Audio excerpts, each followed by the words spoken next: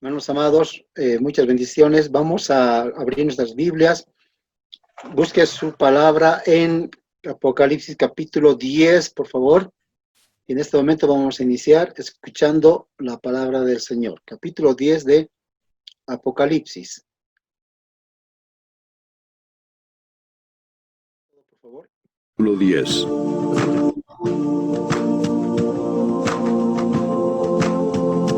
Vi descender del cielo a otro ángel fuerte, envuelto en una nube, con el arco iris sobre su cabeza, y su rostro era como el sol, y sus pies como columnas de fuego.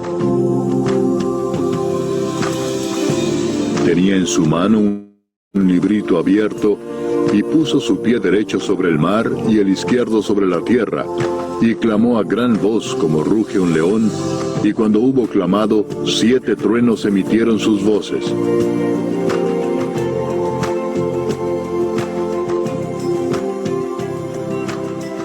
Cuando los 7 truenos hubieron emitido sus voces, yo iba a escribir, pero oí una voz del cielo que me decía: sella las cosas que los 7 truenos han dicho y no las escribas.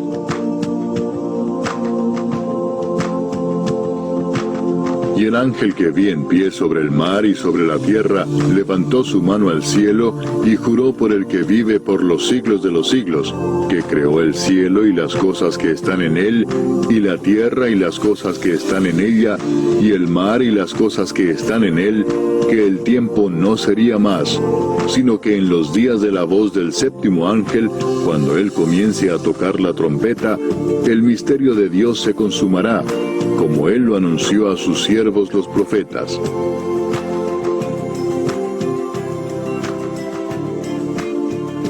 La voz que oí del cielo habló otra vez conmigo y dijo: ve y toma el librito que está abierto en la mano del ángel que está en pie sobre el mar y sobre la tierra.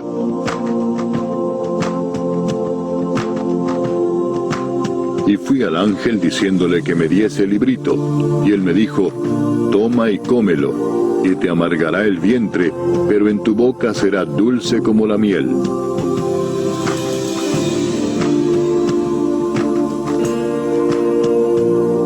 Entonces tomé el librito de la mano del ángel y lo comí, y era dulce en mi boca como la miel, pero cuando lo hube comido, amargó mi vientre.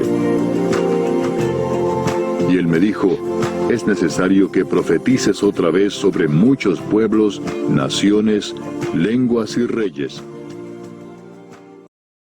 Amén. Entonces, hermanitos, vamos a ver rápido hoy día. Tenemos unos 3 capítulos que abarcar, pero siempre vamos a entender, hermanos, que el Apocalipsis es nuestro libro de redención, ¿verdad? Estamos viendo las 7 trompetas. Hemos hablado, hermanos amados, hasta la 6ª trompeta. Falta la 7ª, ¿no? Hasta la 6ª, ya habíamos visto que en Apocalipsis 9:20 había pasado, hermanos, lo terrible, ¿no? El infierno se había abierto, los demonios habían llegado a la tierra, habían matado a la 1/3 parte de la humanidad, pero dice que ni aún así esta gente se había arrepentido, ¿ya? Entonces es lo más triste, ¿no? Que es de que estas personas no se arrepientan, ni den gloria a Dios, pero seguían, dice, en su idolatría, especialmente adorando a la bestia. Entonces, ya hermanos amados, el capítulo 11 ya habla, es un capítulo parentético, ¿no? Se dice que se llama capítulo parentético cuando hace un paréntesis en el estudio cronológico, en la narración cronológica, ¿no? Cuando está viendo esta imagen de un ángel, dice la palabra del Señor, ¿no? Poderoso, dice, y le da algunas características, ¿no?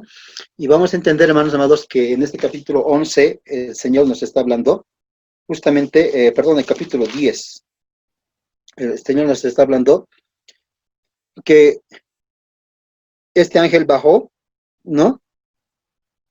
Y llegó, dice, hasta la tierra, ya desde el cielo, y su rostro era como el sol y sus pies como columnas de fuego. En primer lugar, hermanos amados, este ángel con el librito, ¿no? Dice que era un ángel con ciertas características, pero uno especial que tenía un librito en la mano. Entonces, vamos a entender, hermanos amados, que este ángel se refiere a la persona de Jesucristo, en la mayoría de los comentaristas, ¿no? Se refiere a la persona de Jesucristo. Hay algunas divergencias, pero de acuerdo a las características que le muestra aquí, es la persona de Jesucristo, ¿no? Primeramente porque tiene un arco iris sobre su cabeza, ¿ya? Entonces esto significa que el arco iris, hermanos amados, significa pacto, ¿ya? Promesa de pacto. Cuando el Señor le ha dado una promesa a Noé, después que ha encallado el arca en el monte Ararat, dice que él ha puesto un arco iris como un pacto de que nunca más iba a destruir la tierra con agua, ¿no? Entonces lo puede ver usted en Génesis 9:13 y Génesis 9:15. Entonces, se refiere, Jesús es el Dios de pactos, hermano amado, ¿no? Es el Dios de pactos. Siempre el Señor Jesús ha hecho pactos, entonces se refiere a que Él está llevando la promesa alrededor de su cabeza. También muestra, hermanos, su rostro era como el sol, era refulgente, ¿ya? Jesús, hermanos amados, es el sol de justicia, acuérdense, ¿no? Entonces muestra su poder, su grandeza. De alguna manera, cuando el Señor Jesús o cuando Dios se presenta en el templo, por ejemplo, cuando hablamos en el capítulo 5 de Apocalipsis, se muestra, hermanos amados, con un rostro refulgente, ¿no? Y en muchos lugares también, Apocalipsis 1:16 también dice que su rostro era refulgente, porque en Apocalipsis 1:16 muestra a la visión del Hijo de Dios, ¿no? Así que esta misma visión se muestra también este ángel con un rostro lleno de luz, que también es una característica de Jesucristo. Su gloria, envuelto en una nube, ¿no? Mateo 17:2, 17:5 nos hablan, hermanos amados, cómo el Señor Jesucristo estaba envuelto en una nube, ¿no? En la transfiguración. Entonces, se muestra siempre Jesús cuando se envuelve en una nube, significa que está envuelto de la gloria de Dios, ¿ya? Dice que sus pies también eran como columnas de fuego. Esto significa, hermanos amados, que eran refulgentes, como el cobre dice que eran refulgentes. En Apocalipsis 1:15, donde hace referencia también al Hijo de Dios, igual lo muestra con los pies como columnas de fuego, o como columnas refulgentes, como de cobre, así. Entonces, hermanos, eso muestra su gobierno, su soberanía. Sus pies son como fuego. Esto significa, hermanos, que el Señor Jesucristo está viniendo a purificar con fuego la tierra, ¿no? Ya no es con agua, ahora es con fuego, porque el Señor tiene que venir y tiene que reinar en el milenio, y para eso la tierra tiene que estar totalmente purificada. Por último, nos habla del dominio de su poder, porque dice que puso su pie derecho sobre el mar y el izquierdo sobre la tierra. Esto significa, hermanos amados, que el Señor Jesús está tomando posesión de la tierra. Antiguamente las personas o los reyes o los gobernantes o los generales o emperadores que conquistaban una nación, una tierra, conquistaban una ciudad, y si esa ciudad o reino tenía costa, entonces el conquistador iba a la costa y colocaba un pie en el mar y otro pie en la arena, declarando de esa forma, de manera simbólica, que él estaba tomando posesión tanto de la tierra y del mar de esa región. Entonces, por eso que aquí se ve a Jesucristo tomando posesión de la tierra. Todo lo que pisares debajo de tus pies es vuestro por heredad, dice el Señor Jesucristo en Josué 1:3, ¿no? Entonces, hermanos amados, nos habla de la imagen de Jesucristo, ¿ya? Entonces dice, hermanos amados, como un león clamó. Entonces, hermanos, dice, 7 truenos emitieron sus voces, hermanos. Entonces, este es, hermano, un mensaje sorprendente, ¿no? Este es un mensaje fuerte, hermanos amados. Aquí todo el cielo está escuchando lo que el Señor va a decir, ¿ya? Entonces dice que miren, que este ángel juró por el que vive por los siglos de los siglos, que creó el cielo y las cosas que están en él, y la tierra y las cosas que están en ella, y el mar y las cosas que están en él, que el tiempo no sería más, ¿no? Entonces, hermanos, está diciendo el Señor que el juicio es sí o sí, su palabra es fiel y verdadera. No podemos atrasar ni adelantar los planes de Dios. Entonces, hermanos, a veces erróneamente oramos para que el Señor, eh, no sé, tal vez quite el castigo, quite el juicio, aplace su ira, etcétera. No se puede, debemos orar por la voluntad del Señor, debemos orar para que nosotros seamos libres de las plagas, porque sí o sí van a acontecer, sí o sí van a pasar. Entonces, hermanos, es bien importante, porque miren, aquí el Señor está jurando por sí mismo, y eso es lo tremendo, ¿no? Porque no está jurando ni por el cielo ni por la tierra, está jurando por sí mismo. Entonces se esclarece en la palabra de Dios que cuando el Señor jura por sí mismo, es que es un juramento que sí o sí lo va a realizar. Él no puede negarse a sí mismo, dice la palabra del Señor. Entonces, esto significa, hermanos amados, que el Señor levantó su mano al cielo. Miren qué tremendo, ¿no? Este ángel que levantó su mano al cielo en señal de juramento imprecario, indicando que de alguna manera, ¿no? Nada va a pasar sin que el Señor no lo disponga. Esto significa, hermanos amados, que el Señor es soberano y Él es el único que dispone el tiempo exacto.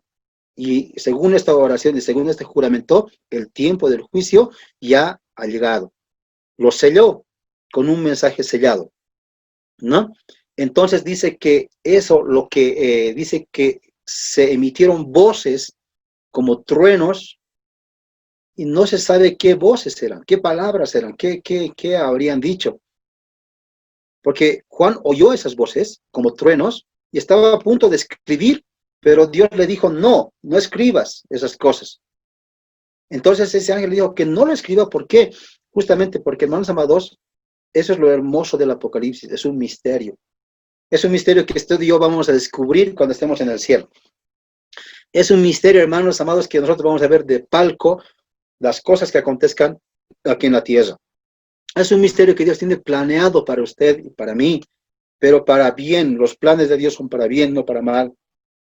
Es un misterio, hermanos amados, porque nosotros no podemos discernir y decir que sabemos todo lo que es escatología.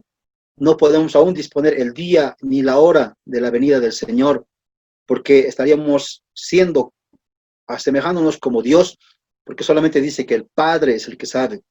Entonces, si yo dispongo y digo un horario, fecha exactamente, hermanos amados, me vuelvo y tengo el espíritu de Satanás, porque yo estoy asimilándome como Dios, indicando el tiempo y la hora del Señor. Por eso es un misterio la palabra del Señor. Por eso es hermoso, pero Dios ha dado misterio, velo en los ojos de los hombres, pero a los hijos de Dios, hermanos amados, nos ha dado lo mejor, ¿no? Somos más que vencedores en el nombre de Jesucristo. Estas cosas no nos van a atacar a nosotros porque ya habremos subido en el rapto. Amén. Así que Juan dice que no pudo escribir eso porque estaban selladas. Entonces dice la palabra, hermanos amados, que le tomó un librito y en la mano del ángel estaba ese libro y qué tremendo, ¿no? Le dice, cómelo. Y algo importante, ¿no? Que cuando lo comió, dice que en su paladar, o sea, en su boca, era dulce, pero cuando entró a su estómago era amargo. Entonces, ¿qué significa esto? El librito, hermanos amados, puede ser el librito del sello de los 7 sellos, ¿no? Del capítulo 5, si se acuerdan, en el capítulo 5 no había quien abra el libro con los rollos, el rollo con los sellos, perdón, ¿no? Y solamente Jesús tenía la autoridad y el poder para abrir esos sellos. Entonces, se puede referir a ese libro donde están los juicios. ¿Por qué dice dulce? Porque cuando Dios derrama su juicio, está haciendo justicia, ¿ya? Algunos dicen, no, venganza chamuña, dicen, significa venganza dulce, ¿no? Pero esto es en el sentido humano. Pero cuando Dios hace justicia, realmente es dulce, hermanos amados, porque lo hace con verdadera justicia el Señor, no por rencor, no por contienda, no por resentimiento, sino porque Él está dando el justo pago a todos aquellos que han hecho el mal aquellos que han perseguido el Evangelio, aquellos que no han conocido al Señor y no han querido conocer al Señor, ¿no? Entonces, hermanos, este juicio significa que es dulce porque estaba ya haciéndose justicia a los mártires. Pero es amargo, ¿por qué? Porque a partir de este capítulo 10, y en el capítulo 11, vamos a ver que empieza la persecución a los judíos. Por eso le parecía amargo a Juan, porque él estaba viendo que sus compatriotas iban a ser perseguidos, iban a ser muertos, iban a ser tal vez de alguna manera martirizados, ¿no? Ya, entonces a eso se refiere. Esta es una primera versión. Otra versión es que el libro puede corresponder también a la palabra de Dios, al mensaje del Evangelio, ¿no? El mensaje del Evangelio pues, significa el librito, eso es otra versión también, otra interpretación. Entonces, significa que es el mensaje del Evangelio. Ahora, le está diciendo, toma, come y profetiza del librito. Y eso es lo que nos dice a nosotros, ¿no? Tomar significa apropiarse de la palabra de Dios, apropiarse de sus promesas, apropiarse, hermanos, o sea, a leer la palabra del Señor, ¿no? Y empezar a estudiarla. Comer significa asimilar y digerir la palabra del Señor, ¿no? Tenerlo como un alimento, no solo de pan vivirá el hombre, Mateo 4:4, sino de toda palabra que sale de la boca de Dios. Significa, hermanos, más que debemos nosotros comer, no solamente tomar la palabra del Señor. Pero lo más terrible que le estaba diciendo Juan era profetiza. Entonces, tomar y comer significaría la palabra en nuestro paladar. Tomar y comer significaría la palabra dulce. Pero profetizar es la parte amarga. Porque es fácil decir la parte dulce, ¿no? Dios te salva, Dios te bendice, Dios te prospera, etc. Pero la parte amarga, ¿cuál es? Los juicios, las tribulaciones, las persecuciones que nosotros padecemos por causa de la palabra del Señor. Entonces, esta es una analogía de lo que significa la palabra de Dios. Dulce a nuestro paladar, pero, hermanos amados, en nuestro estómago es amargo. Y eso debemos nosotros asimilar como hijos de Dios, como naciones del Señor, como hijos del Altísimo, como evangelistas, como iglesia del Señor, que tienes que aprender a predicar la palabra a tiempo y fuera de tiempo, no solamente lo bonito, no solamente lo dulce, no solamente lo que es miel y dulce a tu paladar, sino, hermano amado, también hay que profetizar el juicio que viene y hay que prevenir, porque la palabra de Dios dice, si no previenes a las personas, aquel impío que se está perdiendo, su sangre demandaré de tu mano, dijo el Señor. Entonces, hermanos, es mejor que te castiguen, que te persigan acá, a que el Señor nos castigue, hermano, por no predicar la palabra del Señor. ¿Amén? Bien. Ese es el capítulo 10. Quiero que vayamos al capítulo 11. Por favor, ponga atención en este momento. Vamos a compartir el capítulo 11. Busquen su Biblia.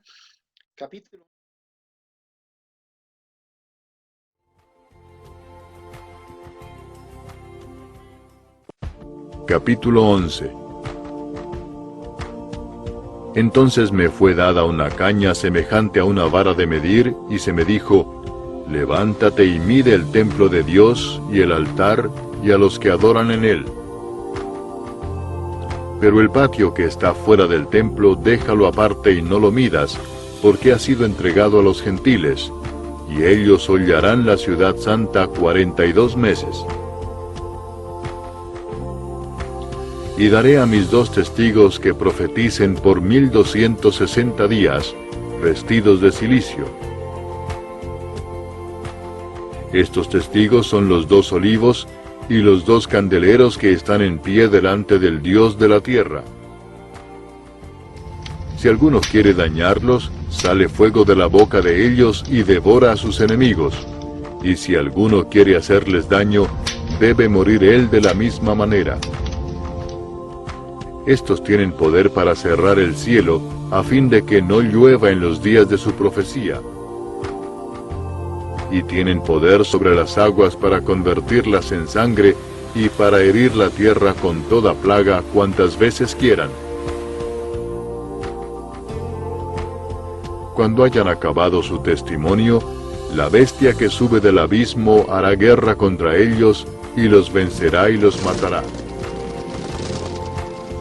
y sus cadáveres estarán en la plaza de la grande ciudad que en sentido espiritual se llama Sodoma y Egipto, donde también nuestro Señor fue crucificado.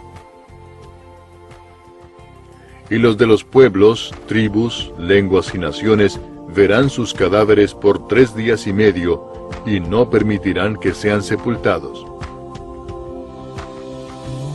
Y los moradores de la tierra se regocijarán sobre ellos, y se alegrarán, y se enviarán regalos unos a otros, porque estos 2 profetas habían atormentado a los moradores de la tierra. Pero después de 3 días y medio, entró en ellos el espíritu de vida enviado por Dios, y se levantaron sobre sus pies, y cayó gran temor sobre los que los vieron. Y oyeron una gran voz del cielo que les decía, «Subid acá». Y subieron al cielo en una nube, y sus enemigos los vieron. En aquella hora hubo un gran terremoto, y la 10ª parte de la ciudad se derrumbó, y por el terremoto murieron en número de 7,000 hombres. Y los demás se aterrorizaron y dieron gloria al Dios del cielo. El segundo ay pasó, he aquí el tercer ay viene pronto. El 7º ángel tocó la trompeta, y hubo grandes voces en el cielo que decían, «Los reinos del mundo han venido a ser de nuestro Señor y de su Cristo, y Él reinará por los siglos de los siglos». Y los 24 ancianos que estaban sentados delante de Dios en sus tronos, se postraron sobre sus rostros y adoraron a Dios, diciendo, «Te damos gracias, Señor Dios Todopoderoso, el que eres, y que eras, y que has de venir, porque has tomado tu gran poder y has reinado. Y se airaron las naciones, y tu ira ha venido, y el tiempo de juzgar a los muertos, y de dar el galardón a tus siervos los profetas, a los santos, y a los que temen tu nombre, a los pequeños y a los grandes, y de destruir a los que destruyen la tierra».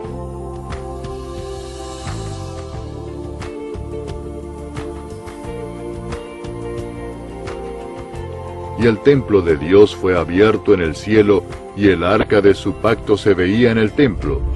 Y hubo relámpagos, voces, truenos, un terremoto y grande granizo. Capítulo 11 de la palabra del Señor. En el capítulo 11 estamos viendo a los 2 testigos. Si usted ha podido ver la presentación de Apocalipsis, ha podido ver a los 2 testigos. Entonces, previamente, nos dice, hermanos amados, que ocurre algo importante, ¿no? Que Dios le dio una caña, ¿ya? Una caña como de 3,5 metros, para que mida el templo y el altar a Juan, ¿no? Esto es importante entender, hermanos amados, porque a partir del capítulo 11 es cuando ya empieza la persecución a los judíos. Y esta persecución a los judíos se refiere, hermanos, justamente a que a partir de ahora el anticristo se va a ensañar con los judíos, ¿no?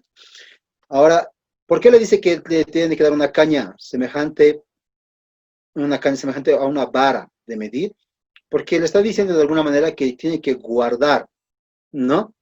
Hasta ese momento el templo no va a ser dañado, no va a ser todavía infiltrado, el templo no va a ser, no, de alguna manera no va a ser, no va a entrar la abominación asoladora al templo, pero sí al atrio, ¿no? El templo y el altar van a estar seguros. Lo que sí va a ser hollado, ya, va a ser la ciudad santa, o sea, Jerusalén. ¿Qué va a pasar? Los gentiles van a venir a la ciudad de Jerusalén, dice, y van a empezar a hollar. Hollar significa pisotear, ¿no? Entonces, de alguna manera, Jerusalén va a ser dañada en su sistema moral. Jerusalén, hermano, va a empezar a hacer planes para que la bestia entre al trono, y el falso profeta es el que va a intermediar para eso. Entonces, a partir de este momento, hermanos amados, los gentiles van a empezar a abominar de alguna manera la ciudad santa. Lo que era santo lo van a volver impío, mundano. Va a haber, hermanos amados, más libertinaje en Jerusalén, y eso es lo que va a enfadar al Señor.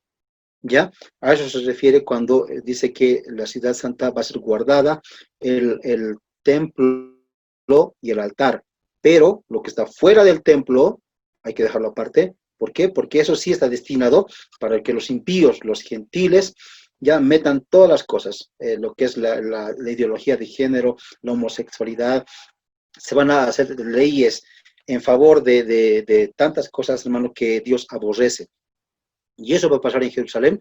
Eso, por eso es que Dios va a mandar un terremoto al final de este capítulo. Entonces, después nos dice que justamente, vamos a ir rapidito porque simplemente es un panorama, ¿ya? A partir de este momento empieza la persecución a los judíos, según Mateo 24:15, ya que habla, usted puede verificarlo, que el anticristo va a empezar a perseguir a los judíos. Posterior a esto, el Señor va a enviar a sus dos testigos, ¿ya? Entonces, esta parte es el segundo ay. El primer ay había pasado durante la sexta trompeta.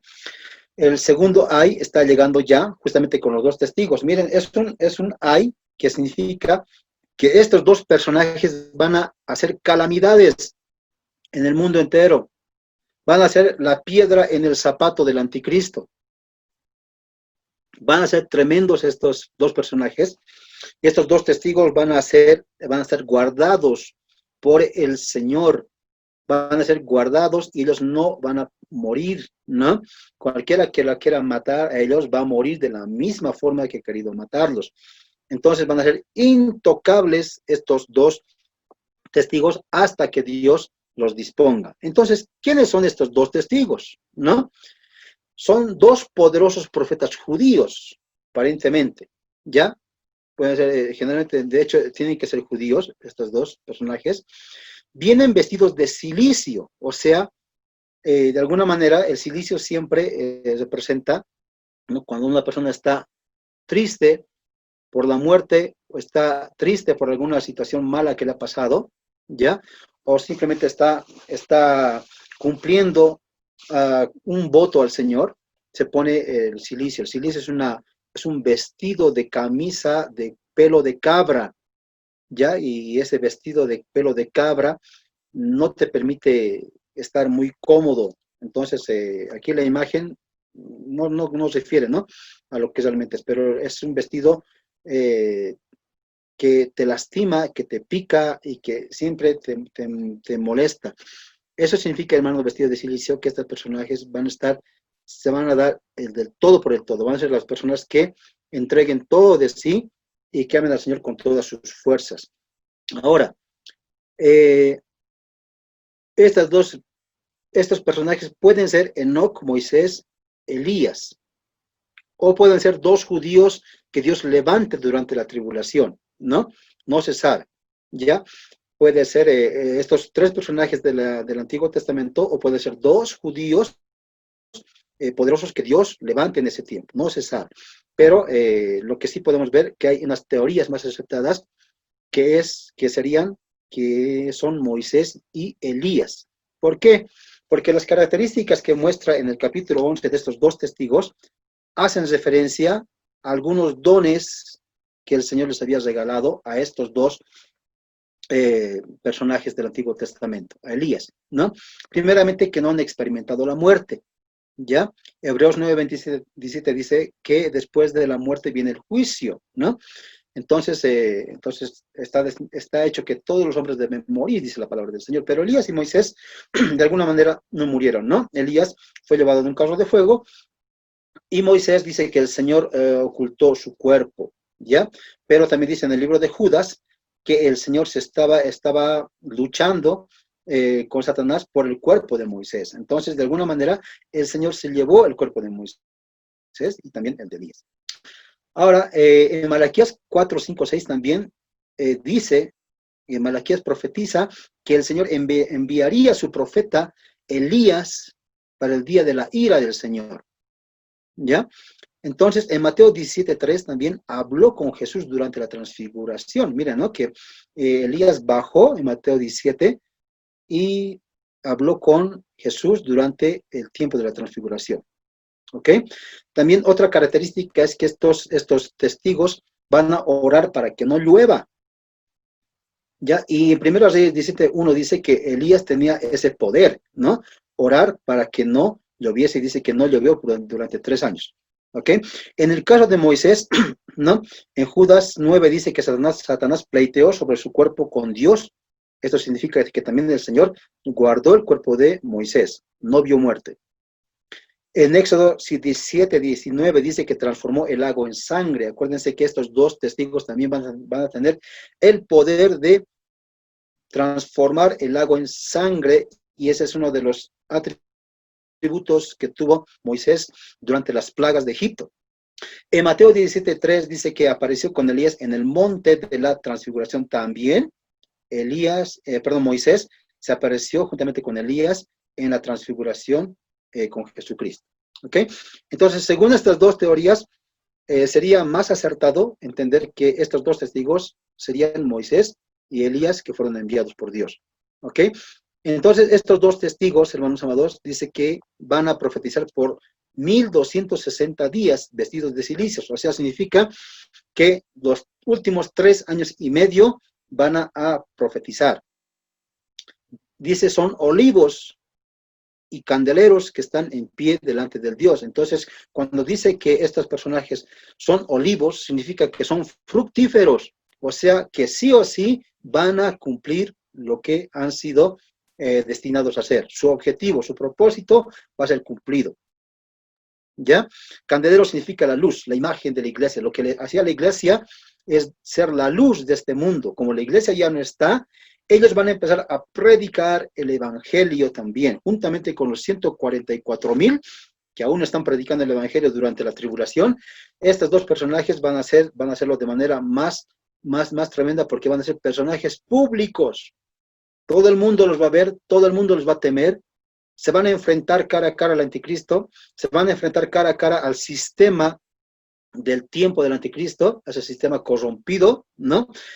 A los poderosos, a los gobernantes, y no van a tener temor de nada, pero lo van a hacer en el nombre de Jesucristo y van a mostrar el evangelio de la salvación. Entonces, cuando dice que son olivos, hermanos amados, es el aceite. El olivo emana aceite. Aceite es la representación del Espíritu Santo, es la señal del poder de Dios, ¿no? Van a estar vestidos de silicio. Esto significa, hermanos amados, que van a morir para sí mismos.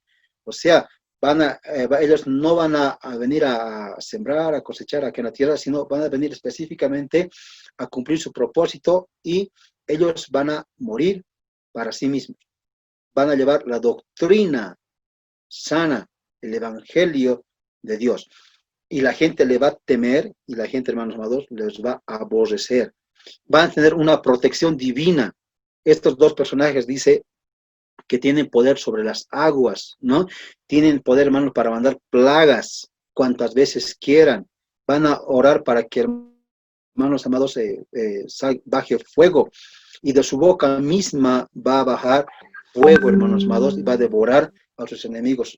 Va a ser tremendo. O sea, estos personajes, hermanos, van a intimidar, miren, a todas las naciones, porque ellos oren, va a haber pestes, sequías, calamidades, y la gente los va a empezar a odiar.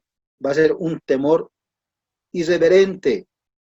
Hermanos, estos personajes, estos dos testigos, van a causar calamidades, por lo cual dice que el anticristo les va a hacer guerra, ¿no? Entonces van a parar la lluvia, van a hacer descender fuego, van a convertir el agua en sangre, y van a enviar plagas, así como Elías y así como Moisés. Entonces el anticristo va a hacer guerra contra ellos, hermanos amados. ¿Por qué? Porque dice, va a subir del abismo. Eso significa, hermanos, que va a tener el poder de Satanás, pero es importante entender esto, ¿no? Que por un tiempo el Señor les va a quitar su protección a estos dos testigos y va a permitir que el anticristo los mate, ¿ya?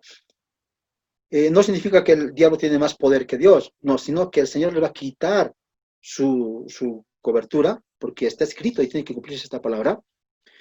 Entonces dice, van a morir, miren, en la plaza grande de la ciudad, o sea, en Jerusalén, es donde van a ser muertas estas dos personas, y dice que se llama, en el sentido espiritual, Sodoma y Egipto. Jerusalén se va a convertir en una Sodoma.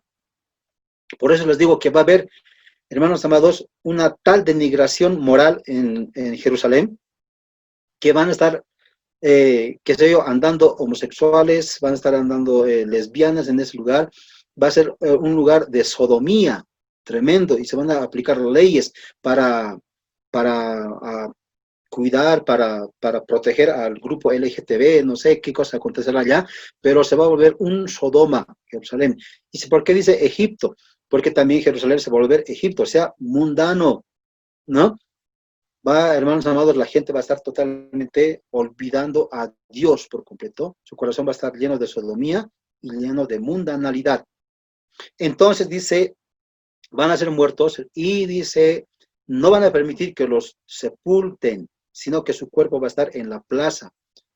La gente va a venir y los va a escupir. ¿Qué harán, hermanos amados? ¿No? La cosa es que estos dos testigos van a estar muertos en medio de la plaza, ¿ya? Y estas personas, que miren cómo va a ser tanto miedo y tal impacto que van a causar estos testigos, estos dos testigos, que la gente se va a enviar regalos como si fuera Navidad, como si fuera Año Nuevo, se van a enviar regalitos entre ellos, decir, qué bien que han muerto, y se van a empezar a mandar regalos entre ellos, hermanos amados, en señal de alegría y de gozo, porque supuestamente habían sido librados de las plagas gracias al anticristo. Entonces dice la palabra del Señor que van a terminar en testimonio o muerte, pero sus cuerpos van a ser preservados por 3 días y medio, casi similar al tiempo que Jesús estaba en la tumba. Su alegría va a ser momentánea. Y por último, hermanos amados, ¿ya? Estos personajes van a resucitar. El Señor se los va a llevar.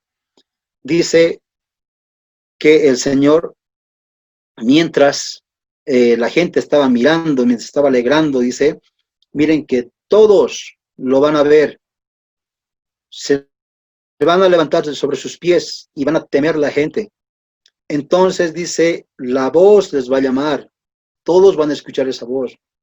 Gracias al internet y a la tecnología, todo el mundo va a poder escuchar esa voz y van a poder ver cómo estos dos testigos van a subir al cielo en una nube. Y sus enemigos los vieron, dice la palabra del Señor. Entonces, hermanos amados, estos cuerpos van a ser resucitados y llevados por el Señor, porque ya habían cumplido su propósito de la séptima trompeta, ¿no? La séptima trompeta justamente es el castigo que Dios va a mandar a través de estos dos testigos. Sus cuerpos, igual que nosotros, van a ser glorificados y van a subir al cielo. Los hombres le van a oír la voz audible del Señor, y la gente va a ver de forma visible cómo ellos van a ascender. Y por último, en castigo el Señor va a mandar un terremoto, donde van a morir 7,000 hombres. Dice que la 10ª parte de la ciudad de Jerusalén va a ser destruida. Y miren, aquí es interesante ver, ¿no? Que aquí sí le dieron gloria a Dios, pero están en Jerusalén. Y eso es importante ver, porque la gente que está en el mundo no le da gloria a Dios, pero la gente que está en Jerusalén, por ser judíos, le van a dar la gloria al Señor. Bien, hermanos amados, Dios es glorificado por esto. Bien, entonces, hermanos, vamos a pasar rapidito al capítulo 12.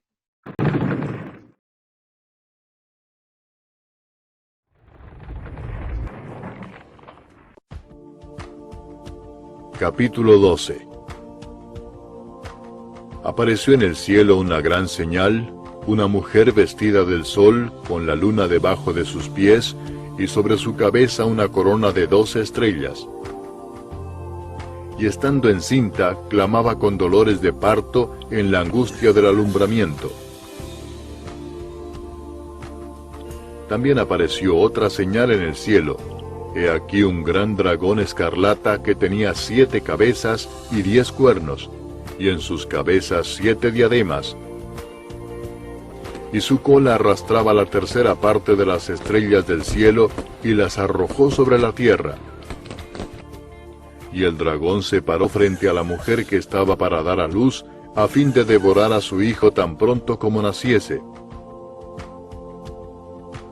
Y ella dio a luz un hijo varón, que regirá con vara de hierro a todas las naciones, y su hijo fue arrebatado para Dios y para su trono.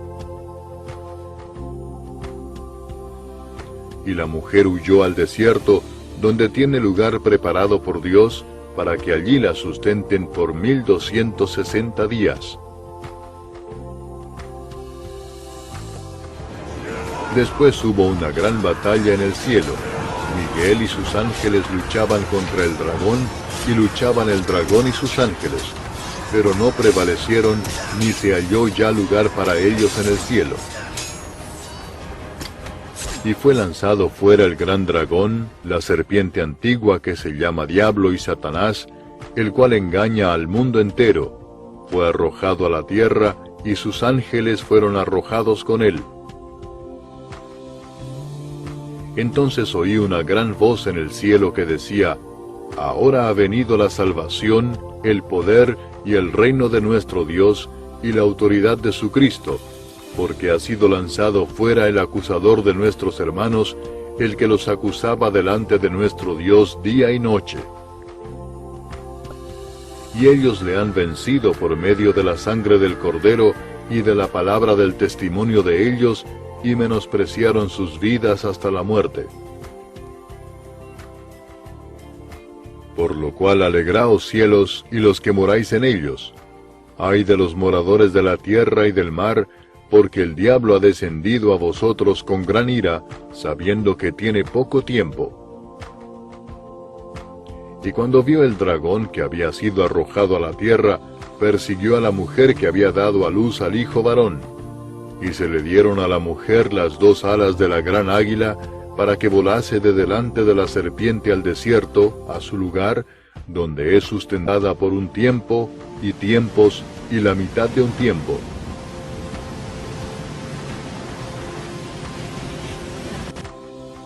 Y la serpiente arrojó de su boca tras la mujer agua como un río, para que fuese arrastrada por el río. Pero la tierra ayudó a la mujer, pues la tierra abrió su boca y tragó el río que el dragón había echado de su boca.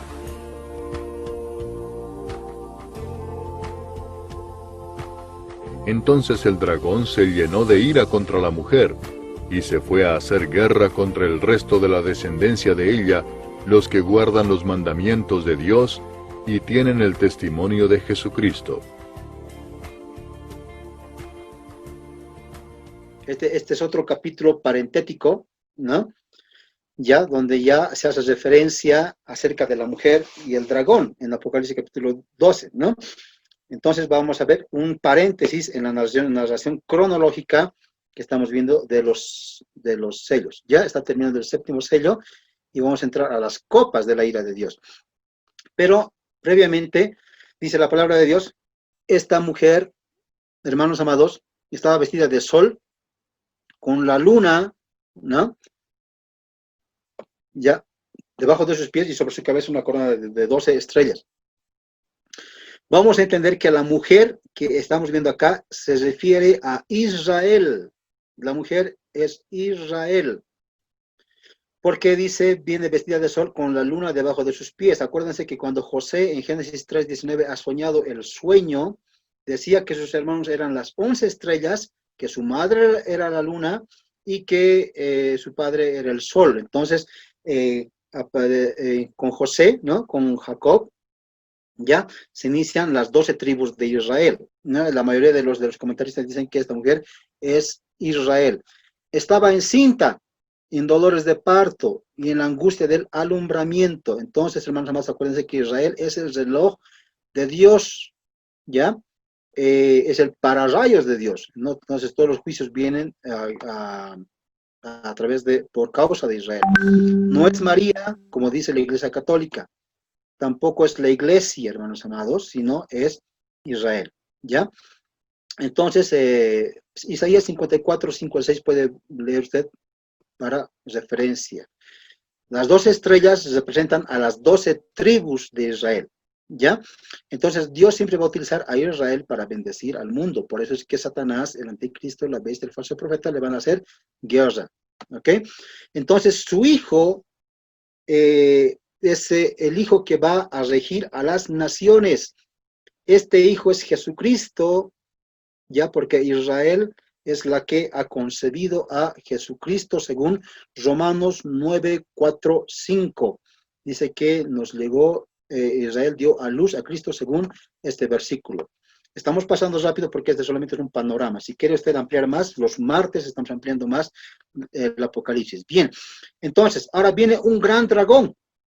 Este dragón escarlata tiene 7 cabezas y 10 cuernos, ¿no? Otra vez decimos que 7 es la plenitud, en este caso de la maldad, ¿no? Los 10 cuernos son naciones y las diademas son poder. Su cola arrastra, dice, la tercera parte de las estrellas. Esto significan los ángeles caídos, ¿ya? Acuérdense que Satanás ha confundido y ha engañado a una tercera parte de los ángeles para que hagan guerra contra Dios. Cuando dice escarlata, representa a la sangre, según Juan 8:44. Entonces, es un color de sangre este dragón, ¿ya? Que representa a Satanás. 7 cabezas, 7 diademas, 10 cuernos. Es la perfección universal. Es el símbolo de poder y sabiduría diabólica y terrenal del mundo. Es la perfección de la mundanalidad, hermano amado, del poder del mundo, ¿ya? Entonces, ¿Satanás tiene poder? Sí, tiene poder, porque es el príncipe de este mundo y Dios le ha otorgado ese poder. Satanás es rebelde, acuérdense, Isaías 14, 12 al 15. Entonces, él está yendo a hacer guerra, ¿no?, contra Dios para quitarle el trono. También es un asesino, porque dice la palabra que se puso ahí para fin de devorar a su hijo. Acuérdense que el Señor estuvo casi siendo perseguido cuando nació, en Mateo 2:12, ¿no? Quisieron matar, hermano, a Jesús, y José y María huyeron a Egipto por esta causa, pero ya desde que nació Jesús, el diablo quería asesinarlo. Bien, entonces, Satanás igual es el anticristo que va a ser antisemita, va a odiar a los judíos, por eso que odia a esta mujer que es Israel, y que, Satanás siempre va a perseguir a Israel. Acuérdense, en todo tiempo Satanás ha perseguido a Israel, desde los tiempos remotos que conocemos, hermanos, los romanos, los emperadores, después Hitler y los rusos, etcétera, en España, en todo lado se ha perseguido a los judíos. Hermano. Aún la iglesia no ha perseguido a los judíos. Acuérdense que después de que Constantino ha decretado que la religión cristiana sería la oficial, los mismos cristianos han ido y han perseguido y han martirizado a los mismos judíos. Es tremendo. Los papas, a través de las cruzadas, han perseguido a los judíos de la misma manera. Bien, entonces vamos a ver, hermanos amados, que anticristo es la persecución a Cristo y antisemita es la persecución a los judíos. Satanás es tanto anticristo como antisemita. Por eso es que odia a los judíos. ¿Ya? Entonces esta mujer va a huir, pero Dios va a preparar un lugar para sustentarle por 3 años y medio, o sea, por 1260 días, ¿no? Entonces se va a ocultar esta mujer, pero qué tremendo, ¿no? Que durante ese tiempo de la tribulación se va a esconder. Ya Mateo 24, 16, 21 dice que ahí justamente en Mateo 24 es un capítulo que habla específicamente de la tribulación, donde dice que que huyan a los montes, a los judíos. Entonces, vamos a continuar esta parte. Dice, va a haber una guerra, ¿no? Va a haber en el cielo una guerra y Miguel y sus ángeles van a luchar contra el dragón. Y estos ángeles dicen que no van a poder vencerle a Miguel, ¿ya? Y por esa circunstancia, Satanás va a ser desterrado del cielo. Usted dirá, Satanás está en el cielo. Satanás es un ángel caído, pero en el libro de Job nos habla que Satanás, hermanos amados, visitaba el trono de Dios y hablaba con Dios. De hecho, es el acusador, ¿no? Entonces, él hasta este momento tiene cabida y puede visitar el cielo. Pero cuando ocurre esta tierra, va a ser totalmente desechado. Y por esa circunstancia, Satanás va a ser arrojado a la tierra y sus ángeles con él. O sea, esa tercera parte de los ángeles que se han rebelado contra Dios van a ser echados a la tierra. Miren, hermanos, ¿no? Ahora sí, entonces la tierra va a estar llena, saturada de demonios. Por esa circunstancia, va a haber una guerra en la tierra. Primeramente, ¿por qué? Porque Satanás va a perseguir a Israel, ¿ya? Entonces, este enemigo de Dios va a luchar contra los moradores de la tierra, especialmente contra Israel, ¿no? En la quinta y sexta trompeta hemos visto que los demonios han atacado, pero ahora Satanás en persona va a bajar y esto va a ser terrible porque se va a ensañar contra Israel, ¿ya? Persiguió a la mujer, dice, que había dado a luz, o sea, que había dado a luz a Jesucristo, ¿no? Pero Dios de la misma manera le va a salvar a Israel y le va a dar alas de la gran águila para que volase delante de la serpiente al desierto. O sea, Dios va a guardar a esta nación, o sea, a esta nación que se había convertido, a los judíos convertidos, ¿no? ¿Ya? Y dice que los va a guardar y le va a sustentar por un tiempo y tiempos y la mitad de un tiempo, que significa 1 año, 2 años y medio año, que serían los 3 años y medio que faltan para que termine la gran tribulación. ¿Ok? Entonces, hermanos, dice, va a ser guardada por 3 años y medio y Satanás no le va a poder hallar. Va a ser ocultada del radar de Satanás. Entonces, va a estar más enojado Satanás. ¿Por qué? Porque ha perdido la guerra en el cielo. Ha perdido la guerra contra Israel. No le ha podido matar. Y ahora dice que va a ir y se va a ensañar, ¿no? Contra sus descendientes. Pero antes de eso, Satanás dice que va a perseguir. Miren, dice aquí la palabra de Dios, que se va a llenar de ira contra la mujer, ¿ya? Y va a enviar, dice, un río, agua como un río, para que fuese arrastrada por el río esta mujer. Esto significa, hermanos amados, los ríos y los mares representan muchedumbres que Satanás va a enviar juntamente en coalición con el anticristo. Van a mandar ejércitos para matar, para destruir y para perseguir a Israel, a esta mujer que representa a Israel. Pero miren, dice la palabra del Señor, la tierra se va a abrir. Aparentemente puede que ocurra, hermano amado, un terremoto que abra la tierra y se los trague a estas personas que van a perseguir, ¿no? Entonces se van a hacer ejércitos tragados por la tierra. Entonces, hermanos amados, por eso es que Satanás también va a perder la lucha cuando va a perseguir a Israel. Ok, perfecto. Después dice la palabra del Señor que Satanás se va a ensañar, ¿no? Contra los descendientes de Israel. Amén. Qué hermosa palabra, hermanos amados. Hemos visto el capítulo 10, capítulo 11 y capítulo 12. Entendamos una cosa. Jamás demos a Dios despropósito alguno, porque el juicio se enmaña más con nosotros, hermanos. Dice, miren la palabra del Señor, ¿no?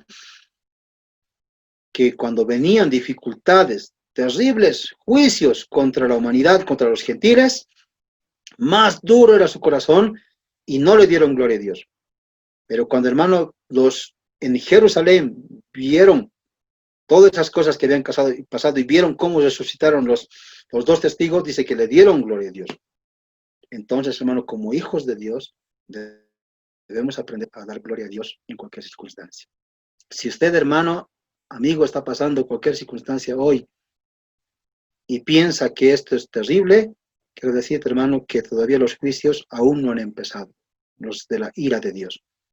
Dios nos está previniendo en este tiempo y está esperando que tú vengas a los pies del Señor. Que te arrepientas y busques, hermano amado, a Jesucristo en este tiempo Y cuando el Señor venga por su iglesia, nos vayamos y no pasemos todas estas cosas que van a acontecer después que la iglesia se haya ido. Tú quieres recibir a Jesús en tu corazón, hoy día podemos orar en esta preciosa mañana. Amén. Cierra tus ojitos al Señor Jesús. Quiero orar por ti y quiero dar gracias al Señor Jesucristo por este tiempo, por esta palabra. Amado Señor, vengo delante de ti, Dios mío. Y Dios amado Padre, entiendo, Dios, propósitos para nosotros, Dios mío. Tus propósitos son para bien. Tus propósitos, Dios mío, Dios santo, tus pensamientos son para bien, Dios mío, dice tu palabra. Porque, Dios mío, tienes pensamientos de bien y no de mal para nosotros. Que te amamos, que somos tus hijos, Señor. Por eso, Dios mío, afirmamos nuestra fe, afirmamos nuestro amor, afirmamos nuestra gracia, Dios mío, y nunca, nunca te echaremos la culpa de cualquier cosa que hayamos pasado, Dios mío. El ser cristianos, el haberte conocido, es lo mejor, es la mayor recompensa, Dios mío, y en nuestro pasaje al cielo, Dios mío. Gracias, amado Jesús, por darnos tu salvación y tu gracia. Si aún no te conozco, si no te he recibido en mi corazón, hoy día te abro la puerta de mi corazón y te pido que entres a mi vida y que me hagas una nueva criatura en este día, Señor Jesucristo, y que me libres de todo mal, de todo lo que va a acontecer en este tiempo, en el tiempo final.